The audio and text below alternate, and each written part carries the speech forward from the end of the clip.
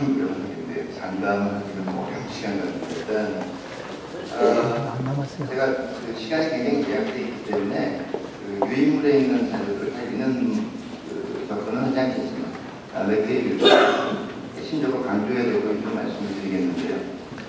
일단 해양전략연구소 쪽에서 국가위기관리 발전 방향에서 의뢰를 받았을 때 굉장히 좀 사실은 망설였습니다. 그 앞에 똑같이 언론이나 이런 쪽에서 접촉을 하자 그랬어도 계속 피해 다니는 쪽이었고, 이게 좀 해양전략연구소장님 옛날부터 알고 적용 우리 때문에 수사를 했는데요.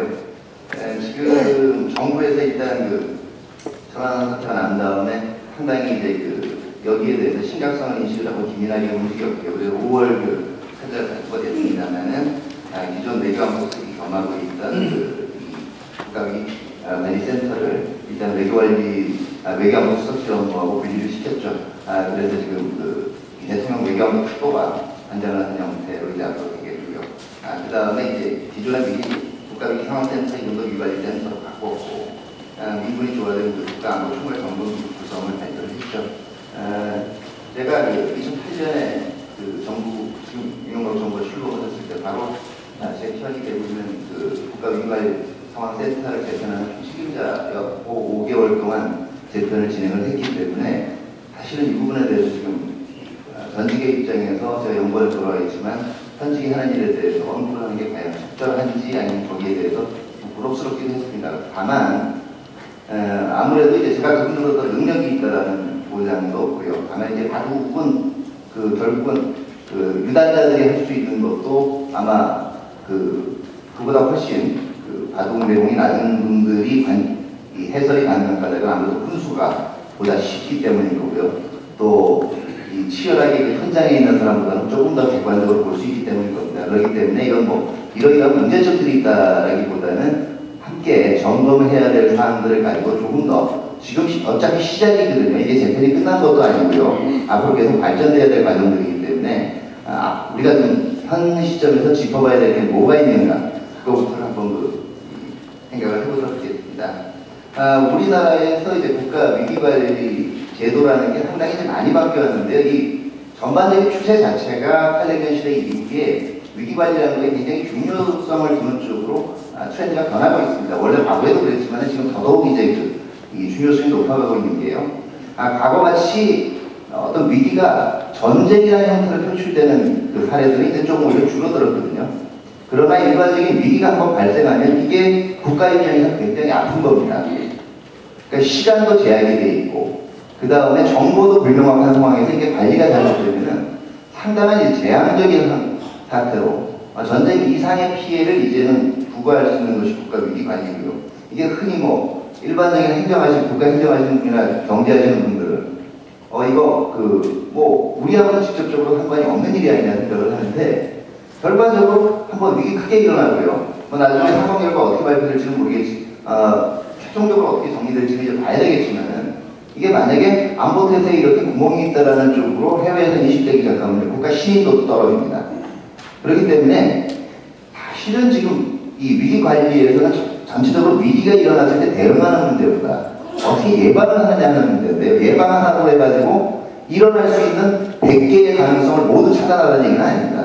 적어도 그 사건이 일어나는 걸 차단할 수 없다면 일어났을 때 기민하게 반응할 수 있는 태세 정도로 갖추고 있는 것이 위기 예방이라는 것이거든요.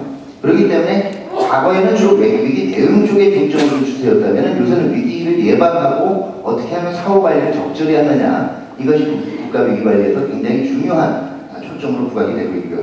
그렇기 때문에 위기 관리를 일단 일하고 나면은 좀 안정적으로 그거 처리해 나가면 되는 거지. 이런 사고 처리 정도로 인식하는 자세를 가지고는 항상 사고가 일어날 수밖에 없는 구조가 반복이 된다는 겁니다. 제가 왜 이 말씀을 계속 드리냐면, 결국 미국 같은 경우에도 이것을 일단 교훈이 한 번 있은 다음에 9.11 테러가 있은 다음에 국가의 안보 체제라는 것은 기존의 국무부 국방부 NSC뿐만 아니라 서로 다른 분야의 조직들이 굉장히 크로스 체크를 나가면서 어디 허점이 있는 것을 점검하고 끊임없이 진화해 나가는 과정이 된다는 걸 깨달았거든요. 실질적으로 9.11 테러 이후에 DNI가 창설이 된 것도 이게 이제 그 일반적으로 얘기하는 국가정보부죠. 이 DNI가 국가정보본부가 창설된 이유 자체도 9.11 테러가 지나고 나서 보니까 그 앞에 있는 자료들을 좀 모아놓고 보면 결국 CIA나 DIA, FBI가 가지고 있던 그 이전 정보들 중에서 이미 미국 내에서 테러를 유추할 수 있는 상당히 많은 정보가 있었음에도 불구하고 각 부처들이 자기의 시각으로만 정보의 파티클들을 본 겁니다. 아, 이거 뭐 아랍 애들이 이런 움직임이 있고 어디서 몇 놈이 용의자가 왔는데 이거 여기 무슨 범죄 치료하지? 테러할 거라는 걸로 모아지라는 거예요. 그러다 보니까 정보 자체도 한꺼번에 통합해서 취약하게 관리하자는 의미에서 DNI가 생겼고요. 우리도 이제는 현 시점에서 어떻게 하면 전체적으로 국가 역량을 집결할 수 있는 그 장치들을, 메커니즘을 만들어 나갈 수 있는 생각을 해봐야 된다는 건데요. 다만 안타까운 것은 지금 이 사태가 일어나고 나니까 많은 언론에서 뭐 일단 정부를 공격하는 쪽은 거봐라 NSC 상임위원회 없애고 NSC 사무처 없애더니 이런 일이 났다. 그 다음에 이제 얘기하시는 분들이 NSC 그 상임위원회를 부활을 해야 된다 이런 얘기가 나오는데요.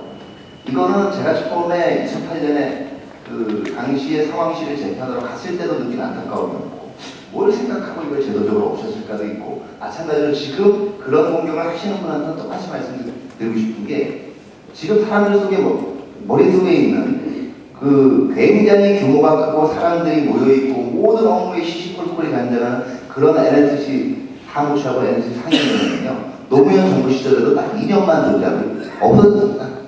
실제로 노무현 정부 후기에 가면은 안보정책실이 생겼고요. NSC 사무처가 하던 일은 일반적인 회의 지원하고 위기관리 기능밖에 없었어요. 어떻게 보면 노무현 정부 후기의 제도적인 장치하고 지금 정부 초반의 제도적인 장치, 그러니까 재편되기 이전의 장치하고는 그렇게 큰 차이가 없었습니다. 다만 이 당시에 처음에 이제 위기정보상황팀이라고 NSC 상임 사무처가 없어졌으니까 NSC 유물에 있는데 그 NSC 청와대 상황실의 규정을 다시 만드는 과정에서 이것을 임시조직으로 위기정보상황팀으로 이 이름을 붙였다가 그 당시에는 대통령 실장 직속이었죠. 그러다가 이제 그 금강산에서 박광대 씨 사건이 피살 사건이 터지면서 다시 이걸 국가위기상황센터로 개편했는데 이름이 뭔가 지금 이제 센터로 바뀌고 있는데 이름이 뭔가가 중요한 게 아니고요. 대체적으로 위기를 예방하기 위해서 정보를 분석하고 관리하고 경보를 내려주는 데는 한 3가지 정도가 고려가 됩니다.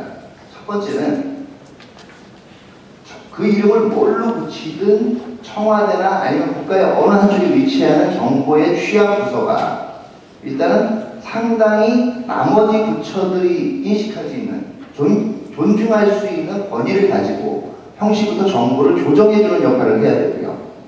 두 번째는요. 일이 나타나면 이거를 제가 왜 배달하고 전파의 차이를 뒀냐면 전파는요. 이 정보가 국가 안보를 다루고 있는 사람들한테 제 시간에 정확하게 전달되었느냐를 알아보는 데까지 포함이 됩니다. 툭 던져주고 나는 정보를 줬으니까 끝나는 대로 끝나는 게 아니라 가령 얘기하면 청와대에 있는 위기 정보와 관련된 총책임자가 이 사항을 대통령이 제 시간에 알았는가 알 수 있도록 보고권자들을 계속 체크하느냐 안 하느냐까지 포함이 됩니다. 이거 안 하면 배달이에요.